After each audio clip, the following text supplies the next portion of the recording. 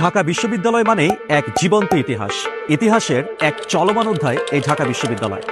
বাংলাদেশ নামক রাষ্ট্রের জন্মের ইতিহাসের সঙ্গে ওতপ্রোতভাবে জড়িয়ে আছে এই ঢাকা বিশ্ববিদ্যালয়। বটতলা, মধুর ক্যান্টিন, কার্জন হল, শহীদ মিনার, এমন কোনো জায়গা নেই এই বিশ্ববিদ্যালয়ের যেখানে বাংলাদেশ তার ইতিহাস রচনা করেনি। ঢাবির কলা, আইন ও সমাজবিজ্ঞান অনুষদের ভর্তি পরীক্ষায় মোট নাম্বার 100।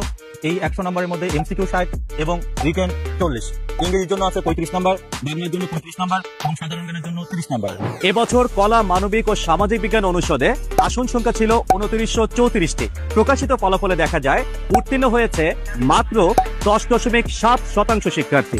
প্রশ্ন হচ্ছে, এত বিপুল সংখ্যক শিক্ষার্থীর ফেলের অন্যতম কারণটা কি? অনুসন্ধানে দেখা গিয়েছে মূলত 3টি কারণে শিক্ষার্থীরা এই বিপুল পরিমাণ ব্যর্থতার সম্মুখীন হচ্ছে। নাম্বার 1, অভিজ্ঞ গাইডলাইনের অভাব। নাম্বার 2, দক্ষ মেন্টরের অভাব। নাম্বার 3, নির্ভরযোগ্য কোর্স ম্যাটেরিয়ালসের অভাব। ইউসিসি কোন দিক থেকে ব্যতিক্রম? ইউসিসিতে রয়েছে দেশসেরা একঝাঁক মেধাবী শিক্ষক মন্ডলী। ভর্তির সাথে সাথেই থাকছে এক সেট বই সম্পূর্ণ ফ্রি।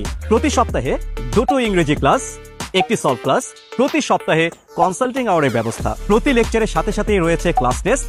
প্রতি 3টি লেকচারের পরে রয়েছে মূল্যায়ন পরীক্ষা এবং কোর্স শেষে থাকছে 12টি মডেল টেস্ট। এছাড়াও ইউসিসির মধ্যে রয়েছে স্পেশাল ব্যাচ এবং ইন্টেন্সিভ ব্যাচের ব্যবস্থা, যেখান থেকে প্রতি বছর সেরা বিশ্ববিদ্যালয়ে সেরা আসন দখল করে নিচ্ছে ইউসিসি কৃতি শিক্ষার্থীরা।